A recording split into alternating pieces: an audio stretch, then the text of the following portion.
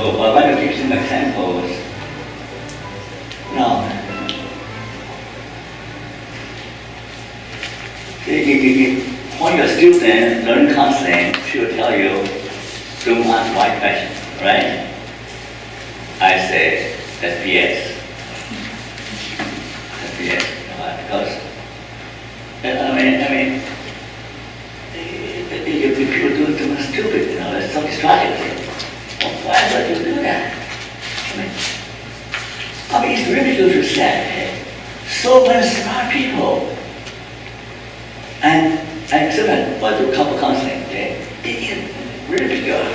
They love each other, they're intelligent, but they keep doing the same, hurt each other. Keep hurting each other with no reason. And how do you do that? Do you love her? Yes. Do you want to do anything for her? Or what keep on hurting her? So people often doing self-destructive things without awareness. Pretty than they are. That's why in behavioural therapy, which is the same basic psychology, that to know who you are, your place in the world, and as another person who she is, and what is it? This awareness, understanding about who you are, is more powerful than you know by single strength. But your strength is just part of you.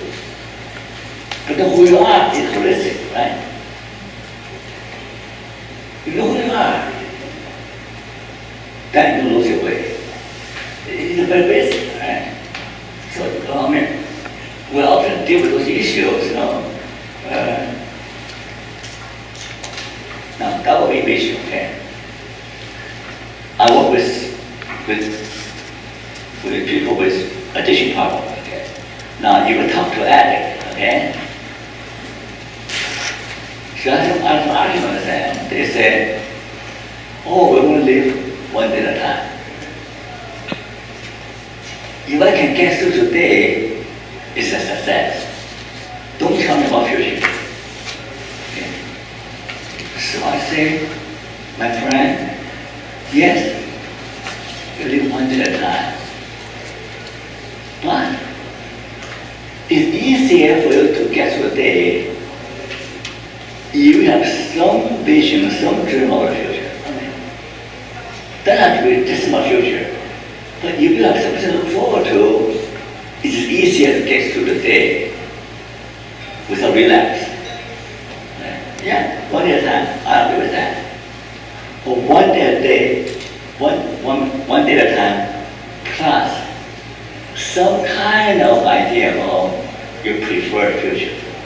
So one metaphor is that when I play ball with soccer ball, right? You need to follow the ball, right? To catch the ball and carry the ball, minute by minute. But you always, in the back of your mind, the goal, right? So one eye on the goal, one eye on the ball. That's how you do life. You always need to keep one eye on it. You know why? Because you give solution-focused therapy. Solution-focused therapy is about what's your problem now? Now we can resolve this problem. But you'll be more likely to be motivated to solve the problem if you know that resolve this problem is a stepping stone to achieving a bigger goal. Right? If you just focus on solving the problem, that's the object of therapy, it's not very powerful, right? You can do both. Solve the problem in order to achieve a meaningful goal. That makes the client more motivated. So any point on that? So double vision simply means one eye on the immediate situation, one eye on the future. Second means that you not only look at situational meaning, but also look at the bigger question, like external side. For example, the one tape I watch is something of a solution for therapy. Okay? So here's the problem. The husband doesn't come home for dinner and doesn't report to the wife. So the wife is very anxious because she's the third wife. She's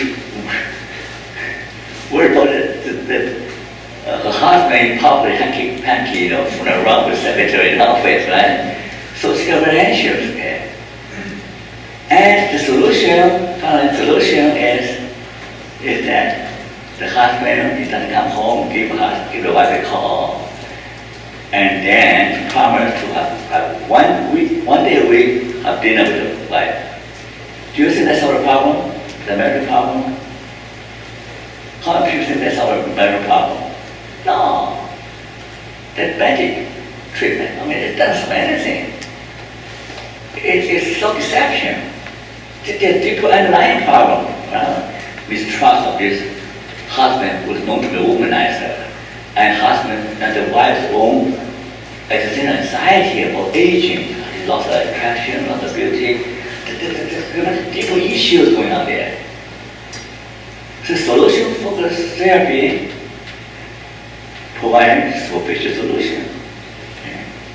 So that's why double vision is very powerful. You always keep under the big picture and not let go. Okay. And the question about the powerful